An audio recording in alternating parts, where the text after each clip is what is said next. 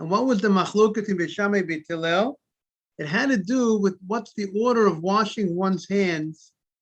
Do you first wash your hands, then you make kiddush, and then you make hamotzi, or do you first go ahead and make kiddush, and after you make kiddush, then you go ahead and you wash your hand, and then you say hamotzi. So that is the question in the Mishnah. We have a machloket in Beis Shammai and Beit Hillel. So let's address this. What is the machloket dependent on? Now this Gemara is a little complicated because it's not something that we generally focus on Tumah and Tahara. So we're going to focus on it a little bit now. Beis Shammai says in the first wide line of the Gemara, Notlin liyadayim v'achakach mozgin lefakos. No problem. Beis Shammai says you first wash your hands, and then you go ahead, and then after you wash your hands, then you pour the cup of wine. What's the reason why he says you first wash your hands? We'll say hello to Morris. Morning, Morris. Why do you first go ahead, wash your hands, and then pour the cup of wine? Because he says, now remember, the rabbis instituted that a person's hands have a status of tumah. That your hands, when you don't watch them, your hands, a lot of times people's hands touch things that are not clean. And the rabbis placed a contamination on a person's hands. And the way you remove that contamination is when you wash your hands. When you wash your hands, that's one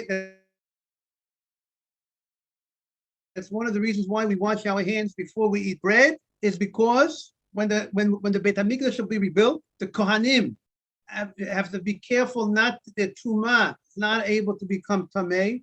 You're not allowed to contaminate the Truma. The Truma has to be eaten in a state of purity, and one's hand, since rabbinically one's hands have the status of Truma, so to make sure that they will not, so the Kohanim are going to have to wash their hands with water to remove that contamination on their hands. And therefore we all practice washing our hands. So the fact that everybody washes, the non-Kohanim wash their hands, the Kohanim will wash their hands today too. Therefore they're going to be in the rhythm. They're going to be they're going to be trained to have their hands clean. That when the Beit HaMikdash will be rebuilt, when the Truma will be back, they'll already be trained in washing their hands before they have the Truma. That's one of the reasons why we wash our hands before we eat. Why it was instituted the obligation to wash your hands before you eat. Is that clear to everybody? Does everyone have that clear or not? I want to know if everybody on the screen has that. Is that clear? Why do we wash our hands before we eat? Everybody knows why we wash our hands? Anybody on the screen want to tell me and say they have it clear, they understand what's going on over here? I want to know if everybody knows what's going on over here. Morris, Mike, Yosef Tzaddik, everyone understands what we're saying over here? I want to make sure it's clear.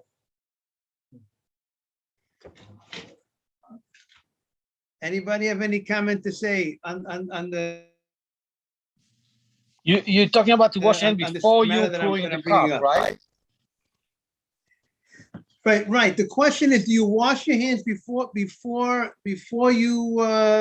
pour the cup of wine, or you wash your hands before you have the bread? When do you wash your hands? That before is the you have bread. Before you have bread, but there's a machloket. Beis Shammai says you're supposed to wash your hands before you do the cup of wine. That's what Beis Shammai says. But there's a major machloket between Beis Shammai and Beit Hillel on this matter. Yes. Is that why you were saying you can wash Shabbat? Shabbat, you wash your hands The general custom is we wash our hands before we have the bread. Yes. If we already have had the wine. But there wasn't there opinion about also wine? Right. There's an opinion that says you're supposed to wash your hands before the wine. Okay. And we're gonna see, it's very interesting to note that it says the following. It says, there are different opinions exactly how in practice, because the Rishonim asked the following question. We have a Gemara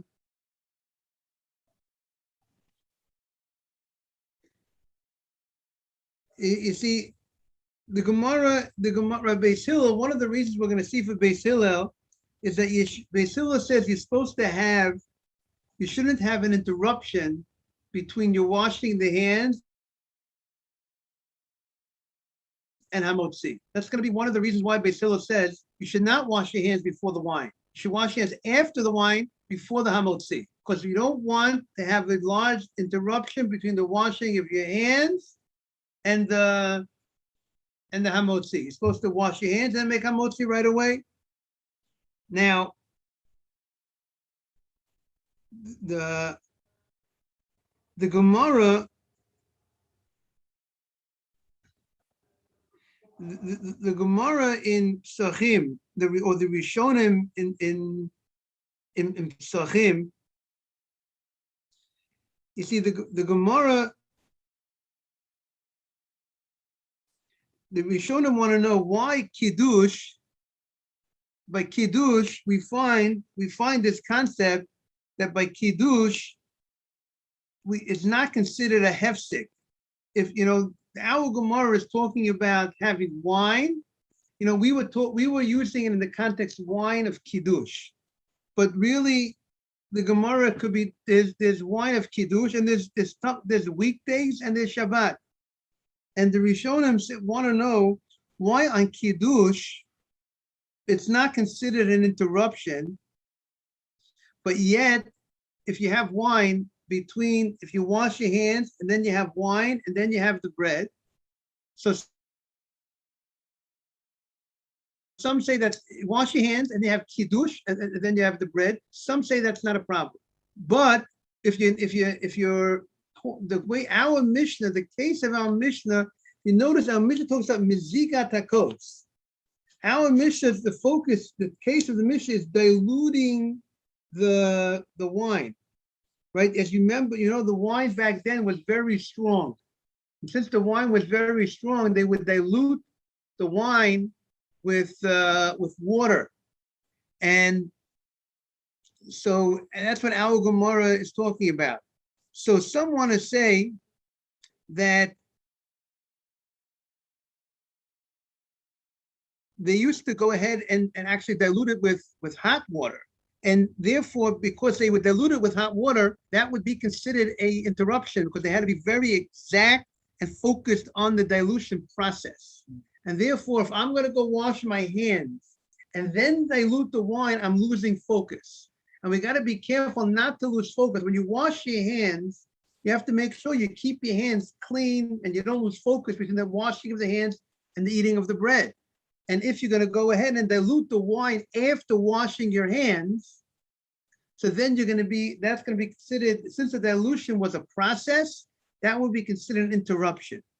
And that's why they say there's a difference. Some want to say there's a difference between our Mishnah, where Beis Hillel says you cannot wash your hands and then dilute the wine, and the Gemara somewhere else, where the Gemara holds that the Gemara in Psachim seems to be holding that you could have Kiddush. You could wash your hands and then do Kiddush and then do Hamotzi. Because there you're saying Kiddush right away. You're not being involved in dilution of the wine. Everything is, the wine is already diluted. So that's how, and some want to say that during the weekdays, there's a great concern that if you wash your hands before you have a cup of wine, you might get busy doing other things before you get to the hamotzi. So therefore, we're very concerned. Therefore, we don't want you to wash your hands before you have a cup of wine during the week. But on Shabbat, where you have the kiddush and the meal have to go right together, we know you're going to jump right into the meal. Everything is ready, so therefore there's no problem technically, according to if you would wash your hands first and then make kiddush and then do hamotzi. By the way, that's how some of the German Jews do it. They wash their hands, they make kiddush, and then they say hamotzi. I think that's how many German Jews do it, and we'll see in halacha there are those that say that that's the way you're supposed to go ahead and do it. There are those opinions that say that. Okay, so let's want to see if I see any more of those opinions. Okay, so let's go back. Yes. I thought it's not allowed to speak between washing the hands and the blessing for the bread. Right. So again, you're not by saying kiddush is not considered, and according to those opinions, kiddush is not an interruption, because kiddush has to do with, in order for me to eat the bread, I need to say kiddush. So the kiddush would not be considered an interruption between the bracha of Netilat Yadayim and the eating of the bread, because I am saying something which is directly connected. Like, for instance, we make kiddush. You make kiddush on Yom Tov, on Rosh Hashanah. You just said kiddush. How did you open up kiddush on Yom Tov? You started with a gefen, borpei gefen, and then you started talking about baruch. Then you said another bracha after gefen. Asher b'chabana mikolam ramona mikolashon. What? How are you saying? How you said a bracha borpei gefen, and then you're going into you're talking about kiddush. You're talking about Yom Tov. But you just said a borpei gefen. How do you didn't drink? The answer is that kiddush you're talking about the day is connected to the wine, because of the wine, because today that's why I'm drinking the wine, because of the holiness of the day. So therefore, that's not considered an interruption when I say the words of kiddush. So therefore, the same way I could say borpei gefen and then talk about the day of Yom Tov and then drink the wine afterwards, and it's not considered an interruption. So too, if I wash my hands and I didn't tell Yadayim on my hands, and then I go and I say kiddush and I drink from the wine, and then I go ahead and I say hamotzi, that would not be considered an interruption. I got you. In Shulchan Aruch, in Siman Kuf Samach Vav, it says the following in the Shulchan Aruch.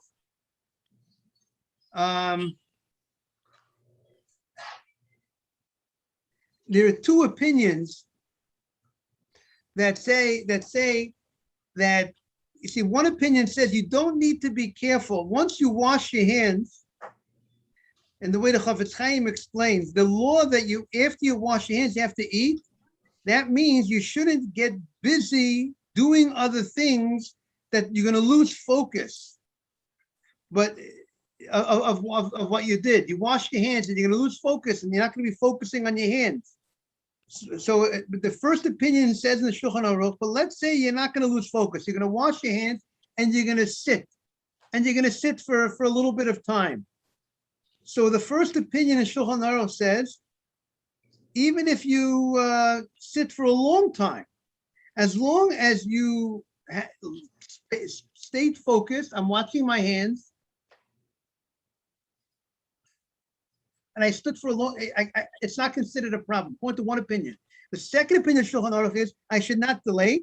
I should not delay at all between my Netilat Yadayim, my washing my hands, and it's interesting to note that there's two opinions. That the first opinion, the Chafetz Chaim says, if a person had a mind to eat right away, the table is set, and you didn't lose focus, even if you spoke a little bit between the Netilat Yadayim and the Hamotzi, it's not a problem according to the first opinion, because it's not such a big deal because you didn't lose focus. The second opinion says you have to be careful not to talk anything between Netilat Yadayim and Hamotzi. And that's what the Shulchan Aruch says. It's good to be careful that you should not talk at all between Netilat Yadayim and Hamotzi. it seems that one of the main things is that when you wash your hands, don't lose focus on your hands. Keep your, like they say, keep your eye on the ball, keep your eye on your hands, meaning knowing that you're not going to do anything, you're not going to touch things that are not clean or whatever once you wash your hands. That needs to be the main focus. Mike, you have the Gemara open, I see. Is that the Gemara? Not the Gemara. Okay. So we're on Nun Beis Amar Aleph. Beis Shammai Omrim. Beis Shammai says, Notlin the Yadayim. Beis Shammai says, wash your hands, then Achakach Mosgras Sakos, pour yourself. I don't know if I said hello to everybody that's on. Wash your hands, and then after you wash your hands, then you go ahead and you have a cup of wine. Hello, Shmuley, Avrami. Then you have the cup of wine after you wash your hands, and then you could go ahead and dilute the wine. Why? Because if you're going to go ahead and dilute the cup of wine first, if you're going to dilute the cup of wine first and then wash your hands, then we have a problem. What's the problem? Zera shema yitamu mashkin shachure hakos machmas yadav. Maybe if you're going to go ahead and you're going to pour the wine first, maybe there's going to be liquid on the back of the cup of wine, liquid on the back, like you have the inside of the cup and the outside of the cup. If you have liquid on the outside of the cup, if you didn't wash your hands yet, we said your hands are tamei. Before you wash your hands, the hands have the ability to contaminate. If you didn't wash your hands and you touch the water on the outside of the cup, the water will become tamei. And that water has the ability to make tamei the cup of wine. That water has the ability to make tamei the cup of wine.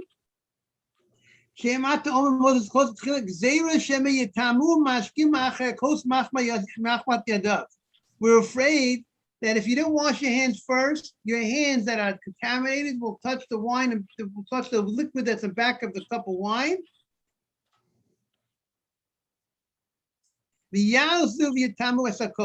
And that liquid has the ability to make the cup of wine tamei. And the cup of wine will become tamei. And we have a problem because you're not supposed to, because Beis Shammai holds you're not supposed to drink wine in a cup that's tamei. And if you don't wash your hands first, then we're going to have the problem that the wine cup is going to become tamei. Your hands are tamei, and your hands that are tamei are going to make the wine cup tamei. How? By touching, maybe there's going to be liquid on the back of the cup. Touch the liquid on the back of the cup, and that liquid becomes a rishon l'tumah. There's a special status the rabbis gave on liquid, a very serious status. When your hands are tamei and it touches liquid that's in the back of a cup, and that liquid will make the cup tamei. And Beis Shammai has a problem. We'll see in the Gemara on the next slide what the problem of using a cup that's tamei. And we don't want a cup that's tamei to be used for drinking. So the Gemara says,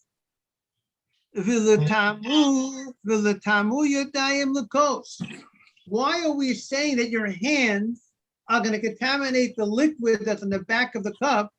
Why don't we say that, and then as a result of that liquid, the liquid will make the cup tamei?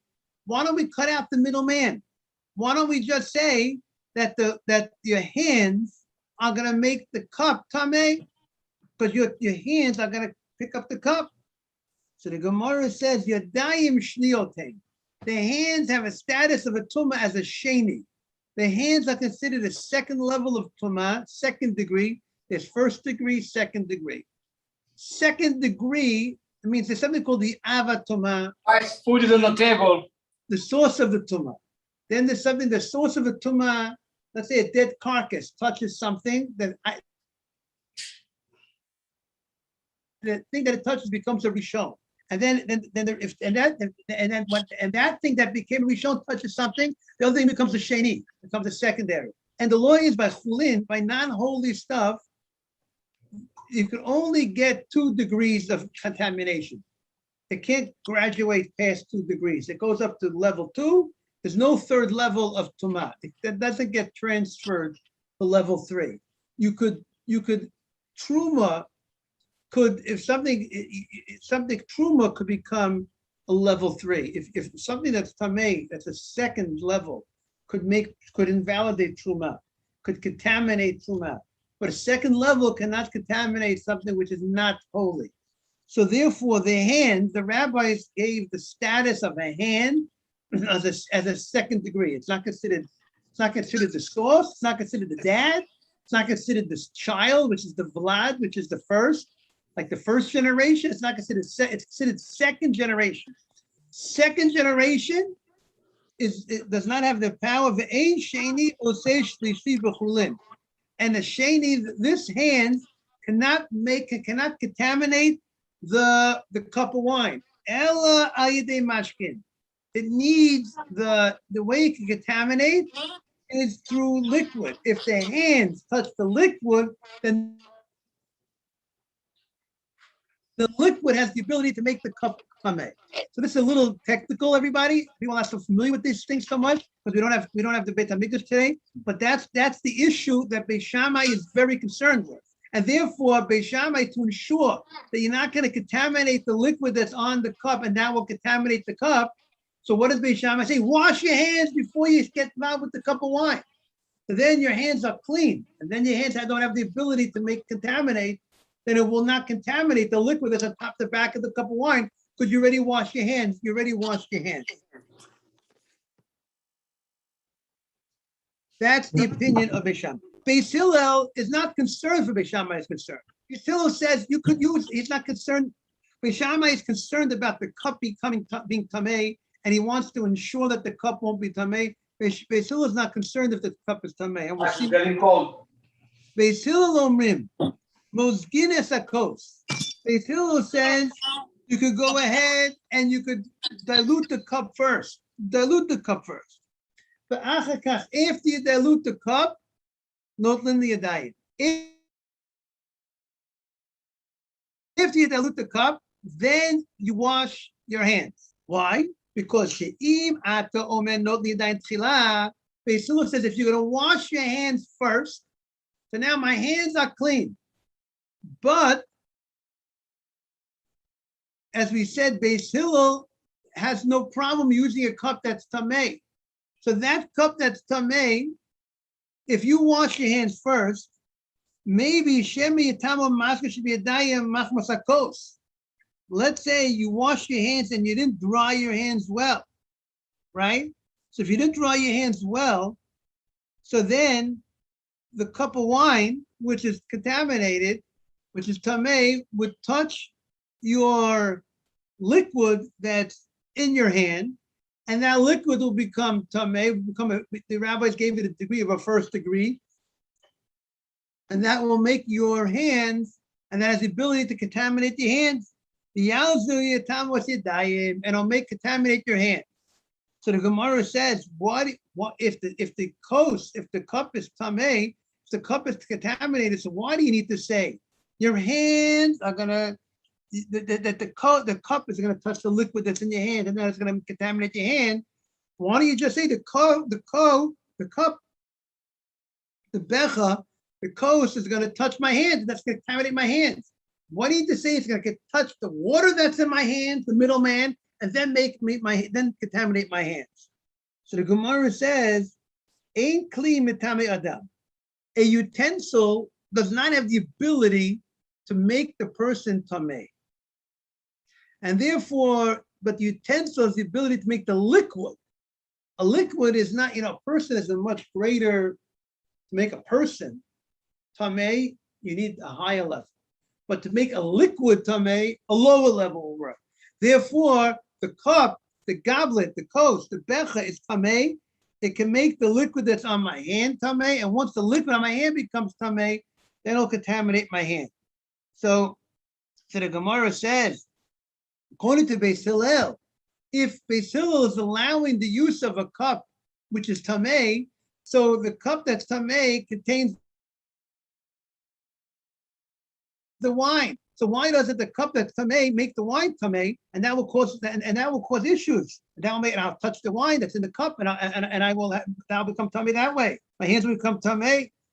V'nitamei l'mashkin shebetocho. Why doesn't it make contaminate the liquid that's inside? So the Gemara says, Hacha here, b'kli shenetamu acharav b'mashkin askina. Here we're talking about a utensil that the back got tamei with liquid. That's what we're talking about. Meaning to say that there was liquid on the back of the cup, and the liquid that was on the back of the cup became tamei, and as a result of the liquid became tamei, it made this cup tamei. But really, liquid that does not, on a Torah level, liquid that's on the back, liquid does not have, only liquid that can make a keli tamei is liquid, let's say the spit of a zav, or some of the certain liquids that most liquids cannot contaminate a utensil. The rabbis, because they wanted to, they were concerned of the liquids. Since there are certain liquids that have the ability to make utensils tamei, like the spit of a zav or his urine.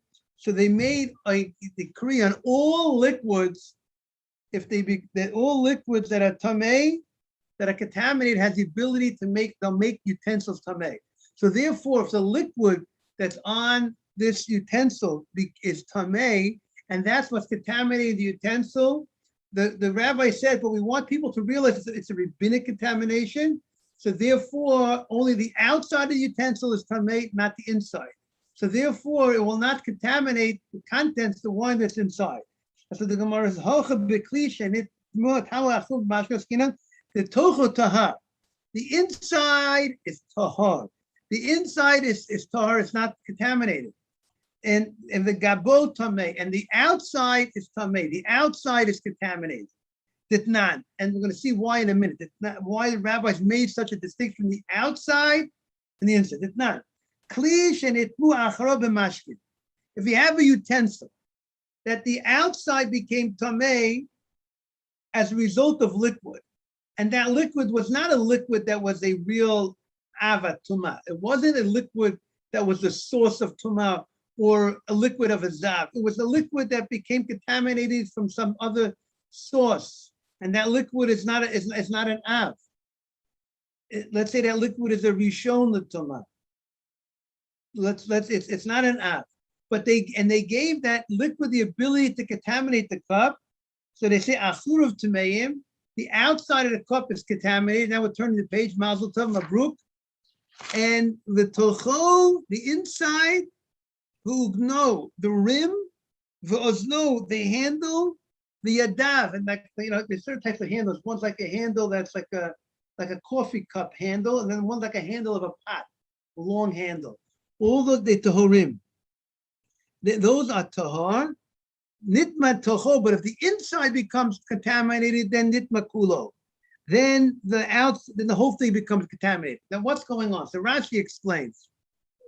The rabbi, now, if truma becomes contaminated, we burn the truma.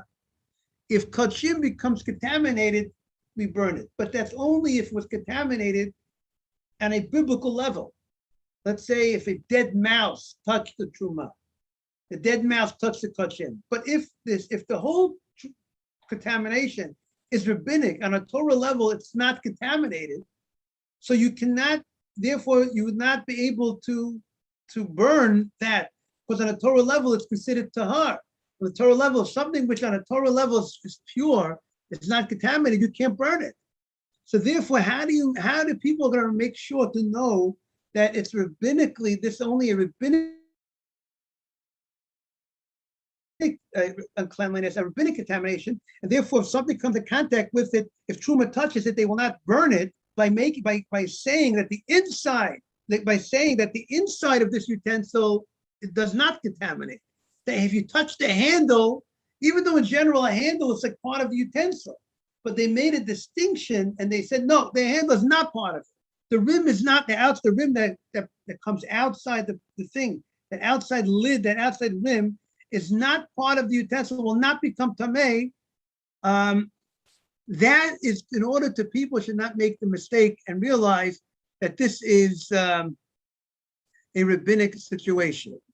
So does it become tamei or doesn't become tamei? So the rim will not, if it will not become, in this situation, when it's of rabbinic contamination, the rim that, let's say, that protrudes, it's not flush with the pot. Any that, let's say, if this is the pot and this and something that comes outside of it, that will not become tamei.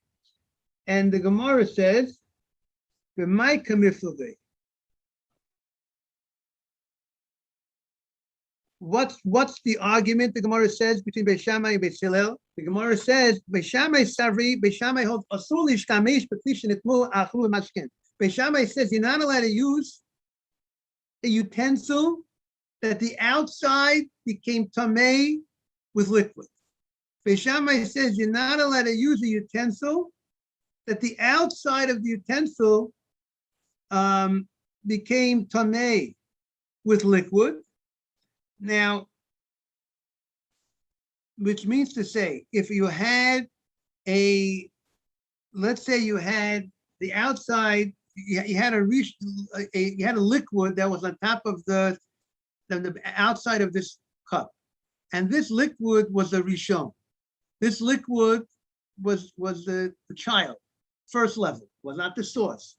And that liquid has the ability to contaminate. Rabbinically, that liquid that's on the outside of the cup will contaminate the cup. Beis Shammai says you're not allowed to use such a cup. You can't drink from such a cup. Why? He says, that the outside became contaminated as a result of liquid. You can't use this cup to drink. Because maybe in the middle of the sudah, in the middle of the meal, some drips that's inside the cup will come to the outside of the cup, and then it would get contaminated, and therefore that will make it contaminated. Then when you hold it, it will contaminate your hands, because you're touching the liquid that has a status of a rishon that became contaminated. Here's the case: you had a cup of wine. If you're going to use the cup that was contaminated, here's a cup of wine.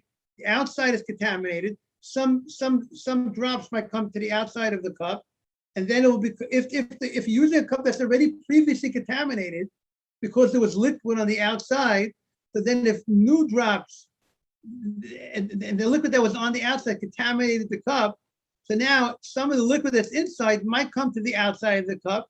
Once it comes to the outside of the cup, it will become contaminated because the liquid is coming in contact with a rishon l'toma or a sheni l'toma. The liquid is coming in contact with the cup, which has the ability to contaminate liquid, and then the liquid will contaminate your hands, and then your hands will become tamei, and you're gonna be eating from the meal with contaminated hands. So therefore, in order to prevent this, Beis Shammai said you can't use a utensil that was tamei. Therefore, Beis Shammai says you can't use the utensil that was tamei. And now to ensure that you're not going to contaminate the utensil, that you're not, to ensure that by the fact that you're going to wash your hands, now if there's any liquid that's on the cup, it will not become contaminated. So the Gemara says, because the Shammai says also so lekal and migza, so therefore, since that's the case, the lekal and midlashim itama machashivitayim b'kos. You don't no reason to make a gzeira that Beis Hillel was afraid that maybe that the liquid that's in your hand is going to become tamei. If you don't, Beis Hillel says that if you wash your hands first. Beis Hillel says if you wash your hands first, there's a problem that maybe your hands will become tamei as a result that the cup will touch the liquid that's in your hand, and then contaminate your hand. But Beis Shammai doesn't have that problem because the cup cannot contaminate your hands because the cup they're using is tahor, it's clean. So therefore, there's no concern that after I wash my hands, the cup is going to contaminate the liquid that's left on my hands. Because the cup cannot contaminate the liquid because the cup is tahor, cup is pure. By the way, it might be going over everybody's head a little bit. Might be a little. Anybody have anything to ask? You can ask. This is not so simple stuff. Well, Beis Hillel Savri, and Beis Hillel holds mutal ishtamesh. Beis Hillel says you could use a kli. You could use a kli shenitmal achor b'mashkin. He says he's not afraid. Beis Hillel is not afraid. You could use a utensil that the outside became tamei. The outside became tamei as a result of liquid that was contaminated that made the outside tamei. And I could use that cup of wine.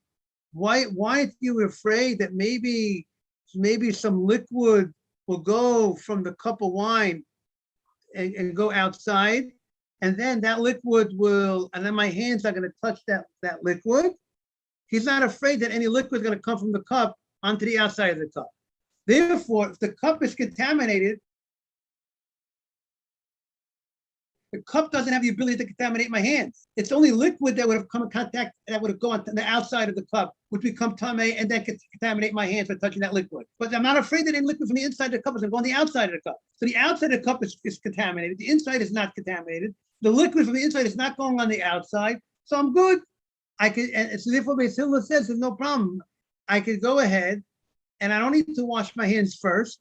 I could go ahead and I could use this cup during the meal. My hands will be, I clean my hands during the meal. I don't come in contact, and no liquid, and the liquid that comes from the cup, and it's not going on the outside of the cup. So there's no problem. I just got to wash my hands before the meal to make sure that I have to wash my hands because I have to make sure because maybe my hands, I'll have left water in my hands. If I don't wash my hands first, before I have the bread, then the liquid that's in my hand could become contaminated from the cup of wine. But if I wash my hands, but therefore I wash my hands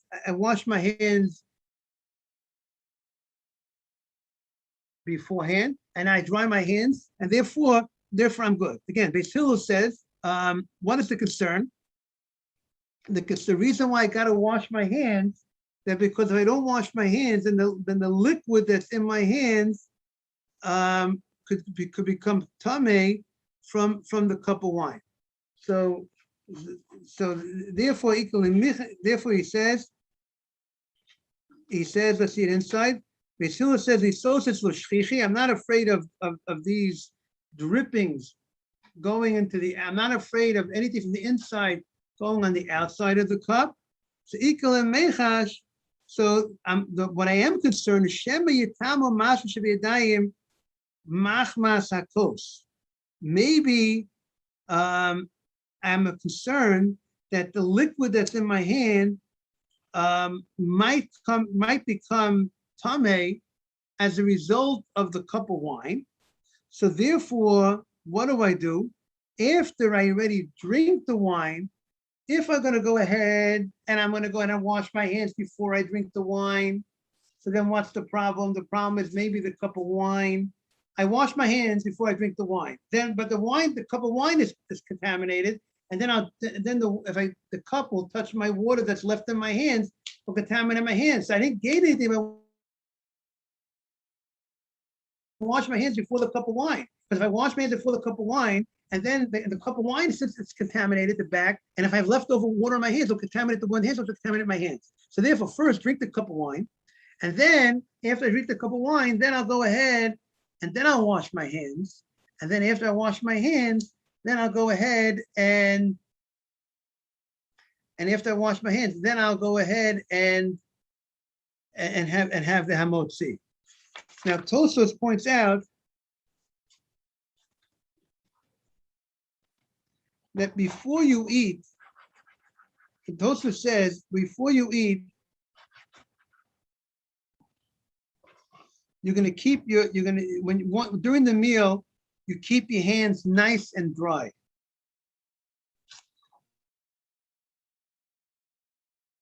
So therefore, since your hands are nice and dry, so therefore there's no concern of the wine. There's no concern of the wine when you're drinking that cup of wine during the meal that you're going to contaminate your hands. The water that's in here, because there is no water in your hands. Because once you have the bread, and then you're going to subsequently drink wine, and that cup of wine is not going to contaminate the liquid on your hand. There's no liquid on your hands. Before you eat, if you would wash your hands before you would have a cup of wine, then maybe you would have liquid left over on your hand. Once you're in the meal, there's no liquid left over. Okay, we'll we'll continue on Sunday more on this, unless we should just finish up now the Gemara. What do you say? Should we finish or should we continue on Sunday? Avram, what do you say? Whatever's good for you. Yes, so maybe you'll say maybe we'll just finish this piece because it's a complicated piece. Dova acher, the Gemara says. Beis Hillel says another reason. Take if the tilas dova acher. Another reason. Take if the tilas time suda. Another reason for Beis Hillel is right after you wash your hands. That's when you're supposed to have the meal. Therefore, Beis Hillel does not want you to wash your hands, then say kiddush, and then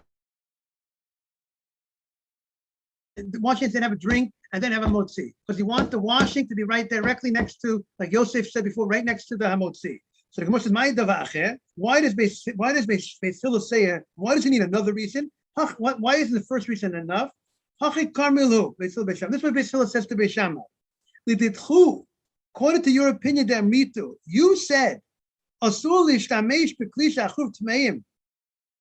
You said you're not allowed to use a utensil that the outside is tamei.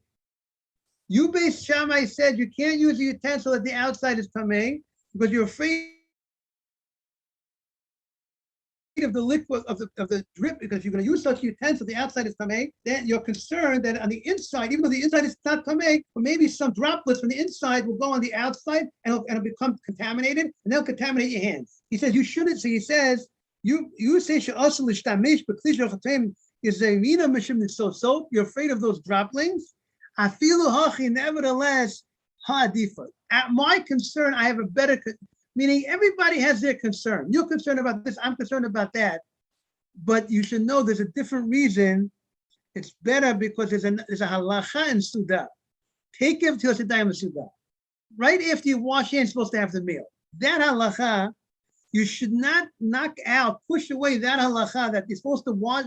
You're supposed to have your meal right after you wash your hands. You shouldn't delay that halacha and say, no, I'm not gonna have my meal right after I wash hands. I'm gonna wash my hands before the drinking because I'm afraid of the droplings.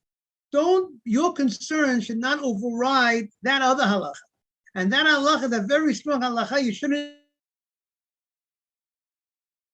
interrupt the washing hands and hamotzi. So therefore, don't be so concerned about the droplets that maybe the droplets are going to go ahead and come from the inside and go on the outside. And as a result of that, you're going to go ahead and you're going to require you to go ahead and wash your hands early. You don't have to be so concerned for that. Okay, I want to wish everyone a beautiful Shabbat. Everything good to everybody. We'll be back on Sunday, Bez Hashem. Shabbat shalom. Thank you. Shabbat shalom. Thank you very much. Shabbat shalom. You too.